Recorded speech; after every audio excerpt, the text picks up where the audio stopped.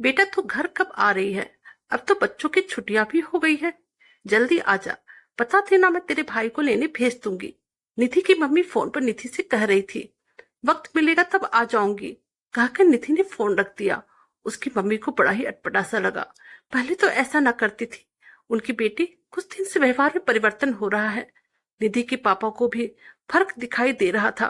पापा तो पापा ही होते हैं ना। सबको बिना बताए पहुंच गई बिटिया रानी के घर। पहले तो निधि ने कुछ नहीं बताया, लेकिन पापा की पारखी नजरों के आगे ज्यादा देर तक सच्चाई छुपा न सकी। थोड़ी देर बाद निधि पापा से लिपटकर रोने लगी।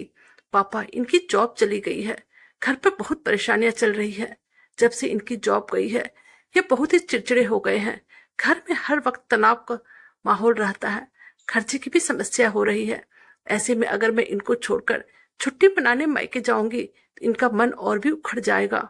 निधि रोते रोते पापा से कहती है, बेटी तू इतनी परेशान थी और तूने हमें बताना भी जरूरी नहीं समझा। हम क्या मर गए हैं अभी? हमारे पास जो कुछ भी है तुम्हारा ही तो है। निधि के पिता उसे समझाते हुए बोले, नहीं पापा, मैं अब आपसे कुछ नहीं ले सकती। हर्ष को अच्छा नहीं लगेगा, और वैसे भी आपके पैसे पर हक आपकी बहू और बेटों का है। निधि ने कहा, तुमसे ऐसा किसने कह दिया? मेरे पैसे पर हक तेरे भाई का ही है। मैंने तो कभी फर्क नहीं किया तुम दोनों भाई बहनों में। फिर तेरा भाई ही मालिक कैसे हो गया और तू पराई कैसे? निधि के पिताजी बोले, पापा आप चाहे जो भी कुछ कहे, इस समय मैं अगर आपसे मदद लूंगी तो इनको अच्छा नहीं लगेगा। निधि के पापा बोले, चल मेरी बेटी रानी, जैसा तू कहे मैं मान लेता हूँ, लेकिन मैंने अपनी बेटी को पढ़ा लिखा कर इतना काबिल तो बनाया है ना, जो वक्त पड़ने पर अपने पैरों पे खड़ा हो सके।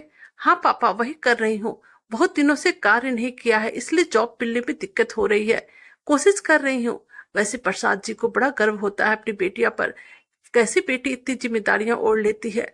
कुछ सालों पालों तक अल्हड़ सी रहने वाली लड़की आज इतनी समझदार हो गई। पापा घर पर कुछ मत कहना, पापा के जाते समय निधि ने कहा।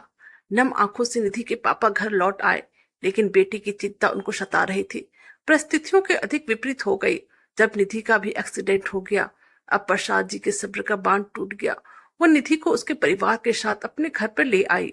शुरू में तो उनकी बहू का बर्ताव सही रहा, लेकिन जब उसे असलियत पता चली, उसका तो व्यवहार ही बदल गया।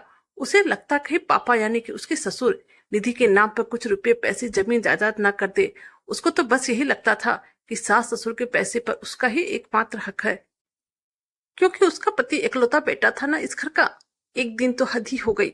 बहू कविता निधि से लड़ी पड़ी। अपने घर क्यों नहीं चाहती? पूरा घर डिस्टर्ब करके रख दिया है। सब बहाने हैं। नीयत खराब हो गई है तुम्हारी। कविता निधि को सुना रही थी। उसकी यह बात सुनकर पूरे घर को बहुत बुरा लगा। निधि बहुत रोई। निधि के पिताजी प्रसाद जी वैसे तो बहू के कभी भी मुंह नहीं लगे, पर आज अपने सर से ऊपर हो गया था, इसलिए उन्हें बोलना पड़ा। उन्होंने अपने बहू बेटों से कहा, तुम्हारे दो बच्चे हैं, तुम्हें इनमें से कौन सा अधिक प्यारा है? कविता को लगा कि उसके ससुर का दिमाग खराब हो गया है। यह भी कोई पूछने की बात है? उसे तो अपने दोनों बच्चे ही प्यारे हैं। उसके ससुर ने कहा, कल को तुम अपने बेटी की शादी करके उससे मुंह मोड़ लोगी क्या? उसके सुख दुख से तुम्हारा कोई सरकार नहीं होगा क्या? दुख की अवस्था में तुम उससे मुंह मोड़ लोगी? कविता तुरंत बोली, ऐसे कैसे छोड़ दूंगी मैं अपनी बेटी को? मेरी बेटी तो मुझे जान से भी अधिक प्यारी है।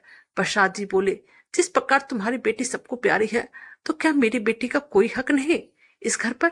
वैसे तो हिंदुस्तान में अधिकांश जमीन जायदाद बहू बेटे के हिस्से ही आती है, लेकिन परिस्थितियों के अनुसार मुझे कुछ फैसला लेना होगा।